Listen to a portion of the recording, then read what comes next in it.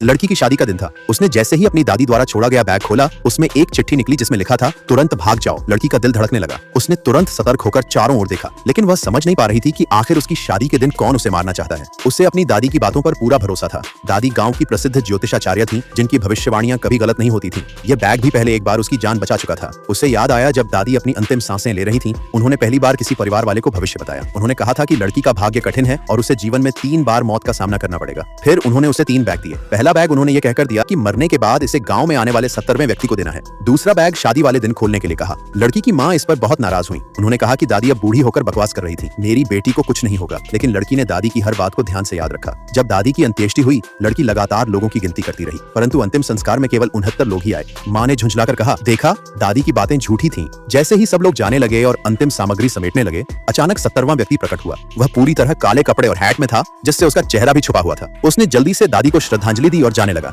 लड़की ने उसे रोका और कांपते हाथों से पहला बैग उसे थमा दिया। जैसे ही उसने बैग में चिट्ठी पढ़ी, वह डरकर वहां से भाग गया। लड़की चौंक गई। उसने ऐसा क्या पढ़ा? जब उसने खुद चिट्ठी देखी तो उसका चेहरा भी सफेद पड़ गया। माँ ने फौरन चिट्ठी उठाई और पढ़ने लगी। उसमें कुछ सामान्य से नाम थे। माँ को समझ नहीं आया कि इसमें डरने वाली क्या बात है। तभी पड़ोस की एक महिला बोली, ये सभी नाम हाल ही में मारी गई गांव की लड़कियों के हैं। सबकी मौतें बहुत भयानक थीं। माँ ने जब ध्यान से देखा तो आखिरी नाम उसकी बेटी का था। लड़की कांप गई। माँ, तुम अब भी नहीं समझी? अभी जो आदमी आया था वही हत्यारा है। क्या मतलब? वो यहाँ रास्ता देखने आया था? हाँ, दादी ने उसके खिलाफ सबूत छोड़ा था, इसलिए वो डरकर भाग गया।